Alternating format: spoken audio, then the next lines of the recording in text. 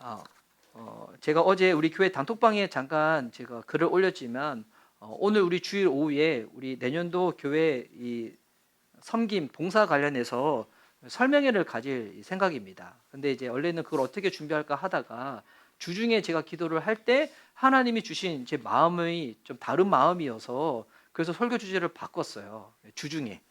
원래는 이제 섬김과 봉사에 관련해서 좀 설교를 하려고 하다가 근데 이 설교를 준비하고 나서 정말 앞으로 이제 우리 교회 또 우리 지금 이 자리에 함께하지 못한 분들에게 신앙이 약하신 분들한테는 복음을 더 선명하게 설교하는 게 더 좋아요. 근데 오늘은 복음보다는 복음의 열매로 말미암아 생긴 교회에 대한 이야기입니다. 그래서 그 이야기가 신앙이 처음이신 분들한테는 조금 어려울 수는 있어요. 그런데 이제 그냥 그렇게 들으시면 될 것 같아요. 아, 이상한 목사님이 예수님의 뜻이 이거라고 이해하셔서 교회를 이렇게 이끌어 가려고 하시는구나. 우리들과 더불어서. 이렇게 이해하시면 좋을 것 같습니다. 오늘 함께 교독하며 읽었던 사도행전 11장 19절에서 26절, 13장 1절에서 3절까지의 말씀을 가지고 신약교회 DNA 오늘 두 번째 시간인데요. 교회가 작지 하나님의 꿈이 작지 않습니다.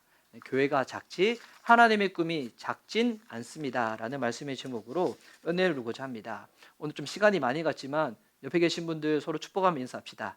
사랑합니다. 축복합니다. 행복하세요. 자, 시작. 사랑합니다. 축복합니다. 행복하세요. 네.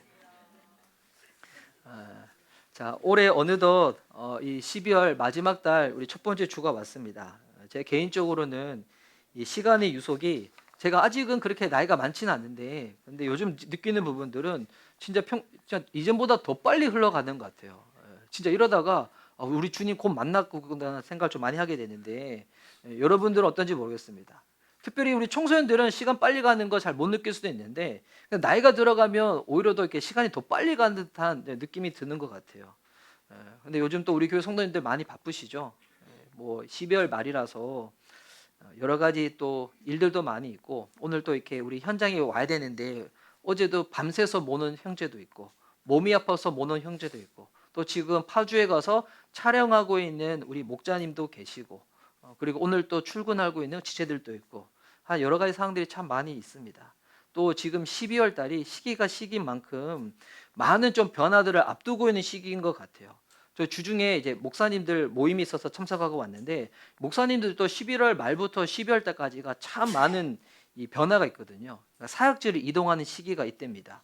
기존에 섬겼던 교회를 사임하고 새로운 교회로 부임하신 분들도 계시고 그리고 이제는 개척을 하시고자 사임하고 준비하겠다는 분도 계시고 또 제가 아시는 제가 참 사랑하고 좋아하는 목사님은 포항에 제가 아는 저희 아버지가 다니는 교회 담임 목사님이 되셔서 내려가시게 됐거든요. 참 신기한 일이죠. 하여튼 많은 이동들이 지금 목사님도 이루어지고 있는데 근데 사역자들만이 아닌 것 같아요. 우리 성도님도 그러신 것 같아요. 여기 계신 분들이 여러분의 이 신앙의 정도에 따라서 교회가 여러분의 삶에 차지하는 비중은 각자 다 다르실 거예요. 그런데 이제 지금 시기가 교회를 이동하기 위해 가지고 가장 고민하는 시기거든요. 성도님마다도 좀 다른 것 같아요. 어떤 분들은 취업, 이사, 결혼 등으로 교회를 옮기시는 분도 계시고 그 와중에 본인의 비전과 부르심을 따라서 이동하는 분도 계시고 상대적으로 많지는 않지만 이제 교회 생활 쉬었다가 이제 다시 해야지라고 알아보는 분들도 계신 것 같아요. 오늘 우리 이제 사랑하는 찌들이 이 현장에 있었으면 제가 마음이 약해가지고 더 준비한 대로 못할 것 같아서 오늘 이 자리에 안 보내주셨는가 생각도 드는데 제가 개척하면서 이제 이런 경험을 몇 년을 해보니까 제가 좀 깨달은 게 있어요. 이동하시는 분들은 축복하면서 그분들을 파송하고 또 오시는 분들은 사랑하는 마음으로 환대를 하고 또 교회가 작다 보니까 우리 또 그만큼 정이 들었잖아요. 또 기존에 있는 성도님들은 또 마음을 잘 토닥여주는 사역이 참 중요한 것 같아요. 이럴 때 우리 교회 추석 숫자가 조금 늘 수도 있고 참 신기하게도 개척교회는 성도수 보존의 법칙이 있는 것 같아요. 그렇게 해도 뭐 똑같을 수도 있고 운이 안 좋으면 줄어들 수도 있어요. 근데 저는 하나님 나라 관점에서 봤을 때는 그게 그거라고 생각해요. 그러니까 여기 있는 주머니의 구슬을 이쪽에 있는 주머니의 구슬로 그냥 옮기는 일이거든요. 이동만 있는 거잖아요. 그래서 여러분 교회를 옮기는 것 자체는 크게 문제가 되지 않습니다. 근데 우리가 예민하게 신경을 써야 되는 것은 이렇게 교회를 이동하는 중에 자칫 신앙생활을 쉬는 성도들이 생길 수가 있어요. 근데 그런 분들이 생기지 않도록 보살펴 주는 게 중요하죠. 우리 교회 출석 숫자가 줄어든다고 해서 하나님 나라 관점에 봤었을 때 마이너스가 되는 건 아니거든요. 제가 아직 개천 연수가 짧은 개척교회 목사지만 제가 초기 때는 숫자에 참 민감했던 것 같아요. 예민했죠. 성도 숫자가 아예 중요하지 않은 건 아닙니다. 왜? 교회가 유지되려면 현실적으로 성도 수와 연관이 돼 있거든요. 여러분들이 하는 헌신 있잖아요. 헌금하고도 연관이 돼 있잖아요. 근데 교회 열매는, 교회 진짜 열매는 교회를 통하여 얼마나 많은 영혼들이 구원을 받았고 또 얼마나 많은 신자들이 변화가 있었는지, 여러분 이게 교회 진짜 열매예요. 근데 이거를 확인할 수 있는 게 숫자거든요. 자연스럽게. 그래서 진정한 회심과 회복을 통해서 자연스러운 교회 성장이 일어난다면 우리가 되게 감사할 일이지만 그게 아니라 그냥 숫자에만 매달려서 사역을 하는 것은 저는 바르지 않다고 생각합니다. 그래서 이런 왕래가 많은 시기일수록 교회 사역자도 마찬가지고 우리 성도님도 마찬가지고 우리가 가져야 될 중심은 교회 존재의 목적이에요. 교회 본질이에요. 동시에 그 목적을 이루기 위해서 우리 교회에게 맡기신 하나님의 고유한 사명이 있는데 이거를 이 지도자가 잘 알고 나누고 성도님들한테 준비시키고 실천하는 것이 중요합니다. 이것을 붙잡을 때 교회의 본질과 부르심이죠.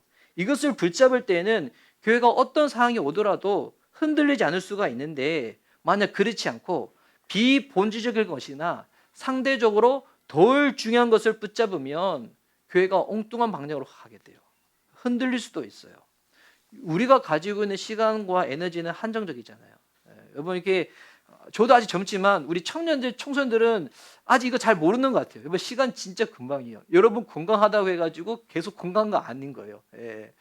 이거 진짜 한정적이에요. 이 한정적인 시간과 에너지를 하나님이 의도하신 바대로 내가 사용할 수 있다면, 쓰임받을 수 있다면 이거 정말 가치 있는 일이거든요. 이거 정말 가장 아름답고 멋진 일이에요. 좀 극단적으로 표현해서 우리 언젠가 다 죽어요. 그렇죠? 죽지 않으시는 분, 여기 나이 어린 치들 언젠가 다 죽어요. 순서대로 태어났지만 주님 만나는 순서는 모르잖아요. 근데 그때 후회하지 않는 일 뭔지 알아요?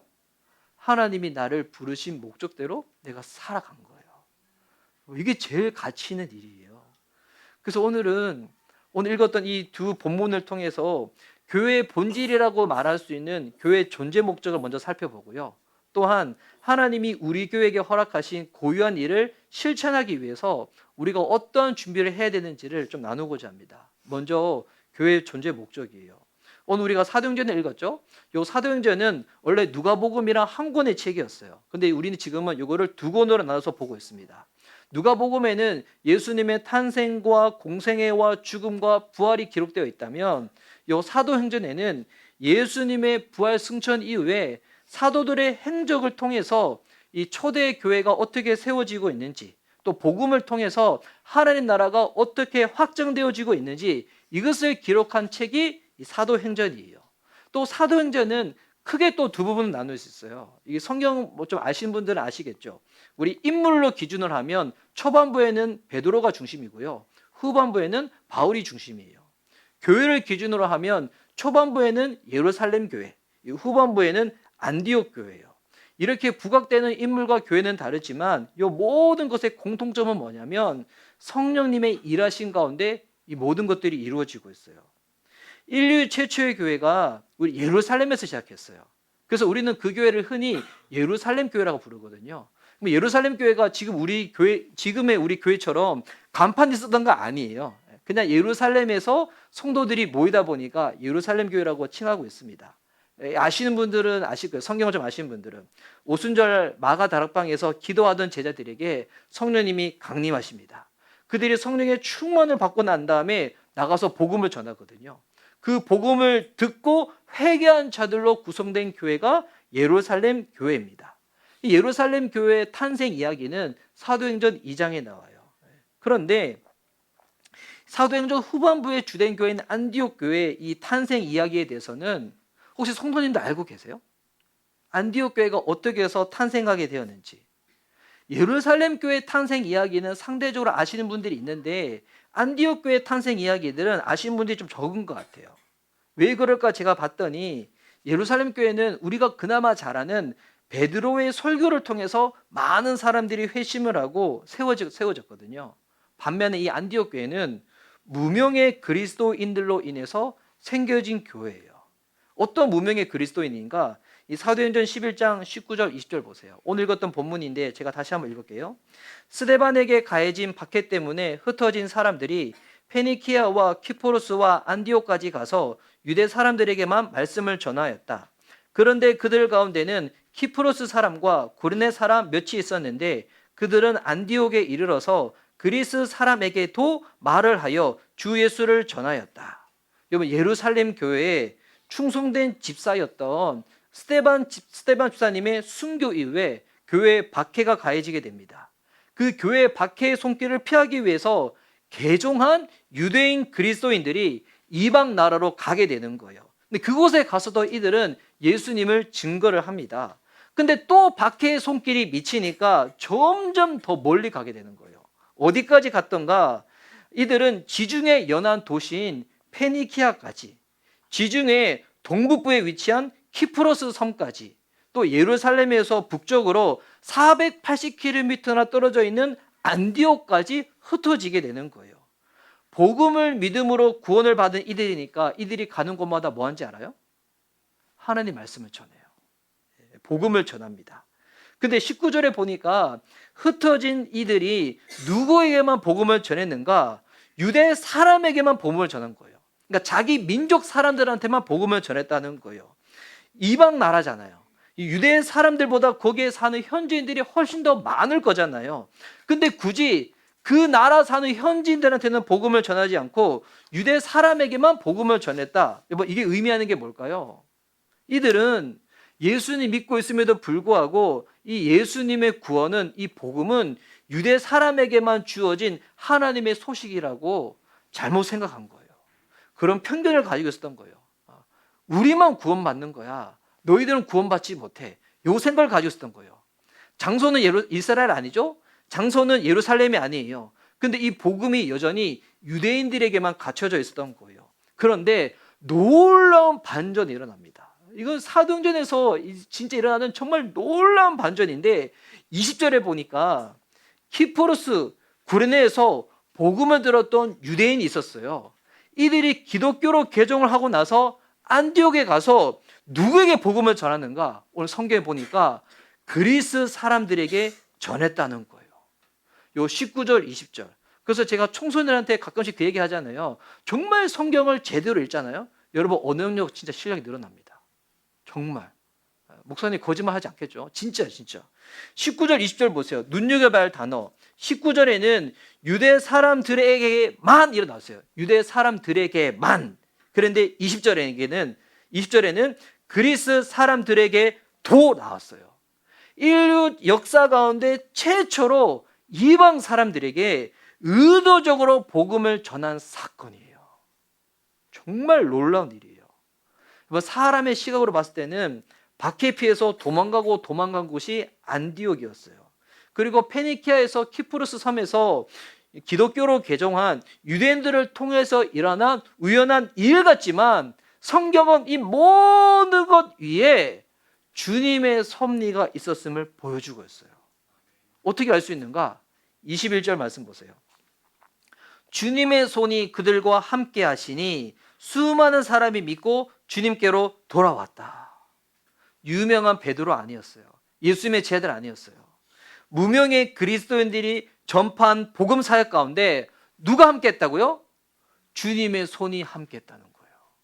주님의 손이 함께 했다는 것은 이 구약 성경적인 표현이에요. 그러니까 하나님의 능력이 그들 가운데 함께 했다는 것입니다.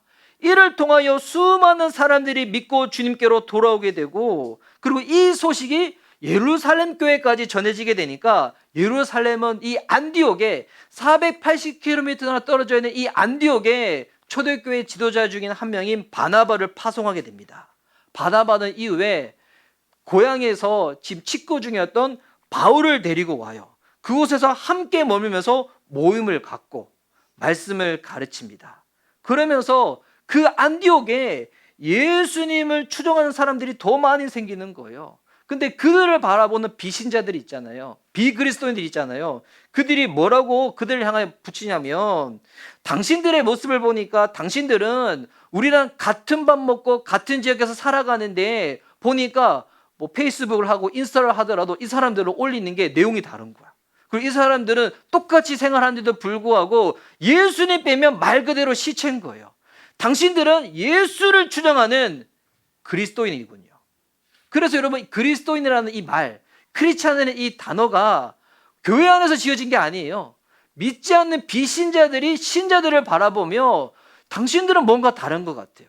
우리랑 똑같은 시대에 똑같은 시간대에 똑같은 장소 살아가는데 당신들은 예수님 외에는 다른 어떤 것으로 설명할 수 없는 그리스도인이군요 라고 이름을 붙여주는 거예요. 지금 말로 하면 예수쟁이라는 거예요. 예수쟁이. 여러분, 이로 인해서 탄생한 교회가 뭐냐면 안디옥 교회예요. 안디옥 교회가 어떻게 생겨났다고요? 무명의 그리스도인들이 전한 복음을 듣고 믿는 자들로 통해서. 여러분, 그러면 이렇게 생겨난 교회에서 해야 될 가장 중요한 본질적인 사명은 무엇일까요? 복음을 전해서 영 구원하고 말씀을 가르쳐서 예수 그리스도를 따르는 제자를 만드는 거예요. 여러분, 이게 교회의 존재의 목적이에요. 무명의 그리스도인들을 통하여 이루어진 이 일은 예수님이 승천하시기 전에 제자들에게 당부하신 말씀이, 그 말씀이 지금 이루어지고 있는 거예요. 이 말씀을 흔히 우리가 지상 대위임령이라고 말하는 마태복음 28장 18절에서 20절에 나오는 말씀이죠. 너무 잘하는 말씀이지만 우리 다시 한번 읽어봤으면 좋겠습니다. 마태복음 28장 18절에 20절 우리 함께 읽을게요. 시작. 예수께서 다가와서 그들에게 말씀하셨다. 나는 하늘과 땅의 모든 권세를 받았다. 너희는 가서 모든 민족을 제자로 삼아서 아버지와 아들과 성령의 이름으로 침례를 주고 내가 너에게 명령한 모든 것을 그들에게 가르쳐 지키게 하여라. 보아라, 내가 세상 끝날까지 항상 너희와 함께 있을 것이다. 아멘. 항상 너희와 함께 있을 것이라 약속하셨던 예수님의 그 약속이 무명의 그리스도인들의 복음 전파 사역 가운데 이루어지고 있는 거예요. 여러분, 이 말씀에 의하면 교회의 본질, 교회의 존재 목적은 무엇일까? 이거는 어느 교회의 역사가 오래되었던 교회든, 우리 교회처럼 개척한 지 몇 년 안 됐던 교회든, 서울에 있는 교회든 지방에 있는 교회든, 건물을 가지고 있던 교회든, 상가에 있는 교회든, 가정에서 시작한 교회든, 모교에서 지원을 받고 분리 개척한 교회이든, 아니면 우리 교회처럼 개척자 가정으로부터 시작한 MH 교회든, 역사, 지역, 개척 상황, 조건 상관없이 예수님의 말씀으로 해서 시작된 교회라면 모든 교회의 존재 목적은 다 똑같습니다. 뭘까요?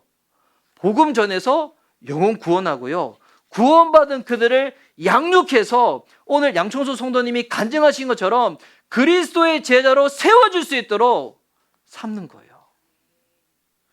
미션 리바이벌 교회든 리바이벌 미션 교회든 그 교회 이름이 어떠하든 교회라는 간판을 달고 사역을 한다면 그 교회의 존재 목적은 영구하여 제자 삼는 거예요. 이것이 제자들을 향한 예수님의 명령이었고요, 그 명령이 이루어지는 과정이 기록된 성경이 사도행전입니다. 저는 신도시에 새로운 교회가 들어가서 교회를 찾는 분들에게 교회가 소개되고 찾아오도록 만드는 것이 필요한 일이라고 저는 생각합니다. 그런데 그런 일은 하나님께서 우리 교회에 허락하지는 않으셨어요. 만약 그런 것이 허락되어졌다고 치더라도 교회가 영혼 구원하여 제자 삼는 것을 중심으로 하기보다 성경적인 가치와 방법이 아님에도 어떻게 하면 사람들을 많이 끌어모을 수 있을까라고 그것에 모든 영역을 둔다면 저는 그거는 예수님의 말씀하고 상당히 거리가 있는 교회라고 생각합니다. 우리 교회에 주어지는 사항은 아니지만 만약 제가 그렇게 개척을 했다고 할지라도 사람 많이 끌어모이는 게 교회면 장땡이야? 그건 성경의 가르침이 아니에요. 우리 미션 리바이벌 교회가 주님이 예수님 명령하신 바를 이루는 교회가 되려면 우리의 항상 초점은 어디에 둬야 되냐면 복음으로 영혼을 구원하고 복음으로 양육하여 그리스도의 제자를 만드는 것이어야 됩니다. 여러분, 이런 걸 봤을 때는 우리 교회가 가지고 있는 좀 아쉬운 좀 부족한 점들이 있잖아요. 역으로 생각하면 예수님 말씀을 성취하는데 정말 좋은 조건이에요. 제가 몇 가지만 나눠볼게요. 첫 번째, 우리 교회 사역자는 무명의 사역자입니다. 할렐루야죠. 여러분, 저 잘 아시죠? 여러분이 아는 저를 여러분 주변에 뭐 아시는 목사님들, 다른 교회 성도들한테 만났을 때, 우리 교회 담임 목사님 성함은 이상한 목사님이야 라고 말하면 대부분 어떤 반응이 나오는지 알아요? 뭐 목사님이 이상한 목사님이라고? 그리고 뭐 목사님이 상암동에 산다고? 저 없는 얘기 하는 거 아니에요. 제 들은 얘기인데, 여러분 진짜 유려하지 않아요? 저와 여러분이 섬기는 우리 교회 담임 목사님의 인지도 때문에 기존 성도가 일부러 찾아오거나 담임 목사의 탁월한 설교를 듣고 싶어서 수평 이동하는 분들이 많으면 어쩌지 걱정할 필요가 없는 교회. 할렐루야. 얼마나 좋은 교회예요. 또 우리 교회 예배당의 위치와 환경을 보세요. 이번 교회 우리 밖에 간판 걸려 있잖아요. 저는 그 간판 정말 이렇게 조명이 밤에는 조명이 없어서 좀 아쉬운데, 근데 우리 교회 간판은 우리 교회 간판 걸고 난 다음에 저기 교회가 있었네? 한번 가봐야지 라고 와보신 분이 지금 교회 개척 이후에 한 분도 없었어요. 교회 간판 보고 오신 분 한 분도 없었어요. 근데 예배당 이사하고 초기에 주일 늦은 오후에 딱 한 분 오신 분 있었어요. 교회 간판 보고. 어떤 분 오셨냐면 막 얘기하시는 거예요. 본인이 막 얘기하시더니 결국 뭐냐면 밥 먹으려고 하는데 돈 좀 달라고. 그때 우리 장모님이 주일날 오셨을 때였거든요. 장모님이 이제 개척교회 사모라고 따님 좀 이렇게 그러셨는지 용돈 주셨는데 그 용돈도 다 줬어. 제가 그러지 말라고 했는데 전 마음이 좀 좁은가 봐요. 심지어 우리 당 교회 예배당 위치는 3층이에요. 엘리베이터가 없어요. 저는 다음에 허락한다면 진짜 엘리베이터 있는 교회로 가고 싶어요. 왠지 알아요? 그래야 성도들이 잘 올 수 있기 때문에. 그거 아니에요. 우리 교회는 몸이 불편하신 분들이 오는 교회가 너무 불편한 교회예요. 우리 교회는 몸에 장애가 있으신 분들이 오기에 너무 불편한 교회예요. 다음에는 그런 분들도 우리 교회 올 수 있도록 저는 엘리베이터가 있는 교회 언젠가는 허락돼진다면 그걸 생각하고 싶어요. 우리 교회는 이번 교단도 없어요. 이름 앞에. 우리 교회는 카이카메라 불리는 한국독립교회 선교단체 연합회, 너무 길죠. 여기 소속돼 있어요. 가끔 그 생각하거든요. 제가 침례교 목회자니까 언제 침례교로 다시 돌아가야 되나 생각은 혼자 하고 있어요. 또 무슨 생각으로 지었는지 우리 교회 이름도 영어 이름이고 6자라고 외우기도 쉽지 않아요. 여전히 우리 교회 이름을 미션 서바이벌, 미션 라이벌, 최근에 미션 버라이티까지 들어봤어요. 네. 우리 교회 가지고 있는 이와 같은 불리한 점들 막상 생각해 보세요. 예수님의 지상 대임령을 온전히 따르고자 하는데 장점으로 승할 수 있는 것들이에요. 저와 여러분이 우리가 복음으로 무장되지 않고 복음을 전하여 영혼 구원하는 일 가운데 힘쓰지 않으면 우리 교회는 상당할 수 없는 최고의 요건들을 갖추고 있어요. 그러는 중에 만에 하나 우리 진짜 이미 예수님을 영접하신 구원의 확신이 있으신 분들이 우리 교회에 온다고 해서 환대하지 않는 거 아니에요. 환영할 거예요. 얼마나 감사해요. 제가 아시는 개척교회 목사님은 교회 보면 신천지 출입금지 포스터 붙이잖아요. 이거 개척교회 붙이면 안 된다고. 신천지 성도라도 와서 자리에 앉아주는 거 얼마나 감사하냐. 그분들에게 복음을 전해서 그분들도 예수님 믿고 구원받을 수 있도록 기회를 줘야지. 그래서 우리 교회는 신천지 출입금지 이런 포스터 안 붙여요. 그렇다고 해서 신천지 환영합니다 이런 것도 붙이진 않을 거예요. 오시면 오는 거지. 저는 그 생각 가지고 있어요. 그럼에도 불구하고 신앙 있으신 분들이 우리 교회로 혹 오신다면 저는 신약 성경에 나오는 말씀을 가지고 교회의 존재 목적이 무엇인지 잘 설명드려야 한다고 생각합니다. 왜냐? 우리 교회는 이 말씀 그대로 최대한 해보려고 애쓸 거예요. 제가 그렇게 해보려고 애쓸 거예요. 이 말씀에 우리의 마음이 들어지게 될 때 우리는 우리 교회 숫자가 몇 명 늘고 줄었다고 지나치게 슬퍼하거나 그로 인해 가지고 우쭐대거나 교만하는 일로부터 자유할 수가 있을 것입니다. 다만 어떠한 이유 때문에 우리 내년에 그럴 수 있죠. 우리 지난주에 그렇게 좀 얘기했던 지체가 있었는데 우리 교회에서 다른 교회로 갈 지체가 있다면 아쉬울 거예요. 진짜 슬플 거예요. 왜 아쉽고 슬플까요? 우리 교회가 성장하지 못해서? 우리 교회 추수 숫자가 빠져서?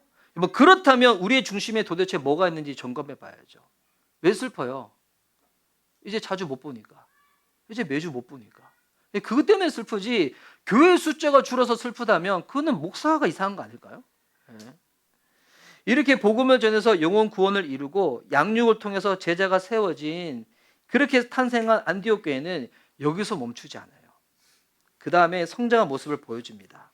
이거를 보면 안디옥 교회는 인류 최초의 교회라고 말할 수 있는 예루살렘 교회하고는 다른 사역을 감당했던 것을 우리가 확인할 수가 있어요. 그러니까 다 같이 예수님이 주인된 교회예요. 영혼 구원을 제자 삼는 동일한 목적으로 세워진 교회인데 사역의 종류와 대상이 달랐다는 거예요. 사도행전 13장 1절에 보면 처음 안디옥 교회 이 단임 목회자 누구였어요? 리더는 바나바였죠. 그리고 바나바가 바울을 데리고 왔죠. 사울이라 불리는 이 바울을. 그런데 보니까 교회 지도자들이 더 많이 세워졌는데 성경은 이들을 예언자와 교사라고 설명하고 있습니다. 여기서 말하는 예언자 좀 잘 이해하셔야 되는데 점쟁이 치는 그런 예언자가 아니에요. 쉽게 얘기하면 이 예언자는 설교자예요. 대그룹에서 말씀을 전하는 사람. 교사는 누굴까요? 소그룹에서 성도들을 양육시키는 사람. 이렇게 좀 구분하셔야 돼요. 1절에 나와 있어요. 13장 1절. 안디옥 교회 이 리더들 보세요.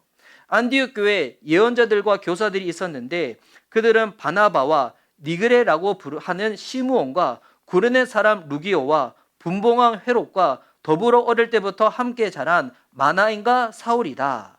예언자들과 교사로 설명된 안디옥 교회 5명의 지도자를 보십시오. 처음에 언급된 바나바와 마지막에 불린 사울을 포함해서 아프리카 출신으로 추측되는 것 같아요. 검다라고 명하는 니그레의 시므온이 있었고요.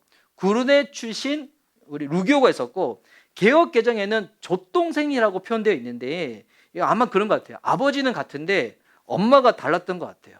그러니까 분봉 헤롯의 형제인 마나인 이렇게 썼던 거예요. 이들의 출신 성분, 인종 다양한 것을 볼 수 있죠. 교회의 리더는 그가 세상에서 어떤 신분을 가지고 있고 어떤 배경을 가지고 있고 어떤 학력을 가지고 있고 그것은 참조상일 뿐이에요. 이 조교회 새가족반 등록할 때 보면 제가 학력과 전공 적으라고 있잖아요. 이제 이거 오해하지 마세요. 왜 적으라고 하냐면 여러분들이 어떤 배경과 어떤 공부를 했는지를 제가 알고 싶어서 그런 거지 거기서 학벌 뛰어나다 해가지고 교회에서 제가 뭐 90여기고 그렇지 않으면 무시하고 그러면 저는 목회자 아니죠. 우리 새가족반 할 때 그래서 여러분 부담 없이 정할 수 있는 건 다 적으셔도 돼요. 교회의 리더는 누가 되는 거예요? 예수님의 말씀에 얼마나 헌신된 사람인가 이것에 따라서 교회 지도자가 되는 거예요. 지금의 한국교회 집사라는 호칭은 그냥 이렇게 그냥 호칭 그 자체가 되었죠. 집사가 뜻이 뭐예요? 그게 봉사자라는 뜻이에요. 근데 요즘은 그냥 나이 들면 다 집사잖아요. 저희 교회도 내년에는 이 관련해서 한번 제가 설명드린다고 했었죠. 그래서 내년에 한번 설명드리겠습니다. 요 5명의 지도 중에서 지금 어떤 일이 벌어지냐면 2명을 따로 불러서 파송하는 일이 생깁니다. 2절과 3절 보세요. 그들이 주님께 예배하며 금식하고 있을 때 성령이 그들에게 말씀하셨다. 너희는 나를 위해서 바나바와 사울을 따로 세워라. 내가 그들에게 맡기려 하는 일이 있다. 그래서 그들은 금식하고 기도한 뒤에 2 사람에게 안수하여 떠나보냈다. 지금 이들은 부흥의 기간 아니에요. 특별 새벽기도의 기간도 아니에요. 수련회도 아니고 평소처럼 하나님 예배하고 금식하고 있을 때 성령님께서 그들 가운데 말씀하신 거예요. 5명 중에 2명을 따로 세우라는 거예요. 왜냐하면 그들에게 맡기실 일이 있다는 거예요. 이것이 성령께서 주시는 감동이라고 말씀이라고 받아들인 그들은 순종해서 2 사람을 따로 구분하여 안수 기도하고 파송하게 됩니다. 그러면 하나님께서 그들에게 맡기려고 하신 그 일이 뭘까요? 이거는 이후에 사도행전에 이제 기록되어 있는 거예요. 후반부에. 우리가 이미 알고 있죠. 이방인들에게 가서 복음을 전하여 영혼 구원하고 다른 지역과 나라에도 하나님의 교회가 계속 개척되는 일을 위하여 그들을 따로 구분하여 부르신 거예요. 이들이 이 사역을 감당하기 위하여 계속 순회를 했어요. 어느 정도 시기가 되었을 때는 다시 안디옥 교회로 돌아와서 사역 보고를 하고요. 심을 취하고 재정비를 하고 난 다음에 다시금 하나님이 맡기신 이 일을 감당하기 위하여 순종하며 길을 떠나게 됩니다. 성령 강림 이후에 예루살렘 교회가 탄생하고 큰 부흥을 맞이했어요. 근데 예루살렘 교회는 초대교회 공동체가 어떻게 형성되어지고 교회 일꾼들이 어떻게 세워지는지를 보여주는 첫 번째 샘플이었다면, 이 안디옥 교회는 예루살렘 교회에서 파송된 바나바를 통해서 이방인들로 구성된 교회 공동체가 이방인들을 향하여 복음을 전하는 사역으로 쓰임받는 하나의 샘플인 거예요. 두 교회 모두 영구원하여 제삼는 본연의 존재 목적은 똑같습니다. 근데 이 존재 목적 아래에서 해당 교회를 통하여 하나님이 보여주시고자 하는 그 고유한 사명이 달랐다는 거예요. 이거를 오늘 한번 적용해 볼까요? 우리 교회 서울시 광진구 구 말고 화양동만 하더라도 우리 교회를 포함해서 수많은 교회들이 있습니다.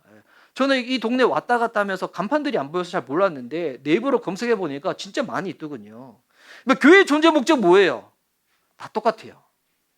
영혼구원에서 제사 삼는 거. 그런데 그 존재 목적 아래에서 각 교회에 주신 하나님의 고유한 사명은 각각 다를 수가 있다는 거예요. 그래서 교회는 서로가 서로를 바라보면서 어떤 교회가 잘하는 사역을 보면서 도전받고 선한 영향력을 받을 수는 있지만, 이것이 너무 지나쳐 버려가지고 교회 간의 지나친 경쟁은 저는 성경적이지 않다고 생각해요. 왜냐하면 우리 모두는 하나님의 동력자들입니다. 우리 협력관계에 있는 거예요. 그 가운데 하나님께서 우리 교회에게 주신 고유한 사명이 무엇인지를 이 지도자가 잘 분별해서 그것을 교회에 공유하고 함께 순종할 수 있도록 만드는 게 중요한 거예요. 우리는 옆 교회랑 경쟁하지 않습니다. 우리 교회는 작은 교회지만 큰 교회랑 경쟁하지 않습니다. 다 협력업체예요. 다른 교회를 간다고 해서 슬퍼하지 않습니다. 다른 슬퍼하겠죠. 못 보니까. 하지만 미워하지 않습니다. 축복하면서 보낼 겁니다. 만약 그 부르심의 비전을 받아서 우리 교회에 온다, 환대해 줄 거예요. 우리 교회 부르심과 비전이 무엇인지 계속 제가 알려드릴 거예요. 이것을 분별하는 일은 참 쉬운 일은 아닌 것 같아요. 그러면 여기서 우리 미션 리바벨 교회 가운데 하나님이 맡기신 일이 있잖아요. 이 일이 뭘까요? 이거 분별하는 게 쉬운 일이 아니에요. 저는 궁극적으로는 저희가 시간이 한참 지나고 난 다음에 저희가 지나온 사역을 딱 뒤돌아봤을 때, 하나님이 우리 교회에 맡기신 사역은 이것이었구나라고 확인할 수 있다고 생각해요. 근데 단지 그래서 우리는 오늘 어떻게 하면 되냐면, 오늘 우리에게 주어진 하나님의 말씀에 우리는 순종하는 것이 우리에게 주어진 최선입니다. 오늘 우리 예배 잘 드리고요, 오늘 우리 식사가 또 맛있게 준비했거든요. 밥 맛있게 먹고요, 그 교회 사역 설명회 잠깐 듣고, 그리고 말씀 교제 나누고, 예공실 우리 방안 작업할 건데 제가 이거 진짜 잘 몰라가지고 재료를 많이 준비 안 했어요. 그래서 이게 할 수 있는 만큼 하고 탁구 열심히 치고, 제가 지난주에 우리 여성부 랭커들이랑 탁구를 안 쳐가지고 집에 돌아가는데 얼마나 마음이 찝찝한지. 오늘은 오늘 주어지면 쳐야죠. 그런데 오늘 우리가 할 수 있는 최선은 우리 열심히 예배드리고 열심히 교제하면 되는 거예요. 근데 그럼에도 불구하고 만약 하나님이 우리에게 주신 청사진을 좀 알고 싶다, 윤곽이라도 그리고 싶다라고 하면 좀 조심스럽게 말씀드립니다. 교회 지도자에게 주신 꿈은 한 개인만의 꿈이 아니라 그 공동체에게 주신 꿈일 수도 있다고 저는 조심스럽게 생각해 봐요. 왜냐하면 사도행전 13장에 바울이 바나바와 함께 이방인을 향하여 선교를 나가는 이 모습은 이미 이전에 하나님께서 바울을 향하여 그리신 그림이었어요. 사도행전 9장에 보면 바울이 다메스쿠스에 내려가다가, 원래는 예수님 믿는 사람들을 가리지 않고 다 묶어가지고 예루살렘 감옥으로 쳐넣을 생각으로 내려갔거든요. 근데 그때 길 도중에 빛 가운데 예수님을 만나게 돼요. 이때 바울이 3일을 앞을 보지 못한 상태에서 먹지도 마시지도 못하게 되고, 이때 다마스쿠스에 있는 하나님의 사람 아나니아를 그에게 보내요. 그래서 바울을 향해서 기도해 주라고. 근데 처음에 아나니아가 거부하거든요. 왜냐하면 바울이 얼마나 예수님 믿는 사람들을 핍박했는지 소문이 자자했어요. 그 동네까지 이미 다 퍼져버린 거예요. 근데 그때 하나님께서 아나니아에게 바울이 앞으로 어떻게 될 것인지를 말씀을 하세요. 이 말씀이 사도행전 9장 15절 16절에 있거든요. 제가 한번 읽을게요. 주님께서 그에게 말씀하셨다. 가거라. 그는 내 이름을 이방 사람들과 임금들과 이스라엘 자손들 앞에 가지고 갈 내가 택한 내 그릇이다. 그가 내 이름을 위하여 얼마나 많은 고난을 받아야 할지를 내가 그에게 보여주려고 한다. 바울은 이방 사람들과 왕들, 이스라엘 자손들에게 복음을 전파하기 위해서 하나님이 선택한 주님의 그릇이라는 거예요. 그릇이라는 거. 놀랍지 않아요? 이거는 바울을 향한 하나님의 주권이에요. 그리고 이 부르심이 구체적으로 실행되어지는 첫걸음이 오늘 우리가 읽었던 사도행전 13장 1절에서 3절에 나오는 것입니다. 이거를 보면 우리가 알 수 있죠. 바울의 부르심은 바울 혼자만의 부르심이 아니라 안디옥 교회 공동체를 통해서 함께 이루어지라고 주신 안디옥 교회의 일인 거예요. 이를 위해서 안디옥 교회는 바나바와 바울을 파송하고 이들을 위해서 기도하고 이들의 사역 보고를 함께 듣고 하나님께서 이방인들에게 행하신 이 놀라운 일들을 듣고 하나님을 찬양합니다. 이건 바울의 일이자 교회의 일입니다. 안디옥 교회를 향한 하나님의 일인 것입니다. 그러면 우리 교회가 앞으로 감당해야 될 이 일은 여러분 이상한 목사가 특별해서 그런 게 아니에요. 그냥 우리 미션 리바이벌 교회 담임 목회자로 하나님이 세우셨기 때문에 저의 지난 사역의 경험과 그런 생각들, 교회를 섬기면서 주신 하나님의 마음과 기도들을 제가 나누면서 혹시 이게 하나님께서 우리 교회에 주신 사명이 아닌지 함께 교제하고 분별하고 기도하고 알아가야 될 필요성이 있다는 거예요. 그 내년에 이걸 가질 거예요. 제가 우리 목자님들 당토방을 잠깐 올려드렸는데 우리 이제 교회 비전 수련회 비전 캠프를 한번 가지려고 하거든요. 그래서 우리 교회를 통하여 하나님께서 무엇을 하시길 원하실까 알기 원하시는 분들은 제일 쉬운 방법 뭔지 알아요? 저랑 교제하시는 거예요. 예. 그리고 우리 교회 공동체를 통해서 그냥 차차 알아가시면 돼요. 이에 대해서 홈페이지도 간단히 정리되어 있는데 솔직히 저도 모르겠어요. 앞으로 하나님이 우리 교회를 어떻게 만들어 가실지. 지난 시간 동안에 저로 하여금 경험케 했던 그 모든 사역들을 하나님께서 어떻게 우리 교회를 통해서 녹아지게 하시고 정말 하나님이 새 일을 이루어 가실지 같이 교제하고 같이 알아가 보는 겁니다. 우리 교회 새벽 기도인 새날 경건 기도회 때 함께 참석하신 분들 아실 거예요. 성경 통독 순서에 따라서 저는 성경을 여러 장 읽습니다. 제가 어제 되게 감격적인 일이 있었어요. 지금까지 그렇게 성경 통독 쭉 읽어 나가는데 저한테 먼저 물어본 지체들이 없었거든요. 목사님 오늘 통독 범위가 어떻게 됩니까? 그 톡을 받고 제가 너무 기뻐서 이 일을 섬기는 제 테이저맨한테 제가 바로 토스했잖아요. 네. 그리고 이제 우리 성경을 여러 장을 읽고 복음 중심으로 묵상한 내용을 제가 나누고 제가 기도한 시간을 갖습니다. 요즘 현장이나 온라인으로 하시는 분들은 대강 아실 건데 제가 새벽에 말씀 보고 기도할 때마다 제가 너무 설레요. 제가 너무 흥분돼요. 특별히 요즘은 바울의 서신서를 읽고 있거든요. 성경을 읽을 때마다 우리 교회를 통하여 주님이 만들어 가실 일들을 생각할 때마다 당장 눈 떠보면 우리 아무도 없어요. 또 눈 감고 눈 뜨잖아요. 근데 가끔씩 우리 김승찬님과 박승찬님 나오실 때도 있어요. 또 눈 감고 눈 뜨면 또 아무도 없어요. 그런데 신기한 거는 눈에 보이는 현실은 정말 아무것도 없는데도 불구하고 그 기대감 때문에 너무 설레요. 너무 흥분돼요.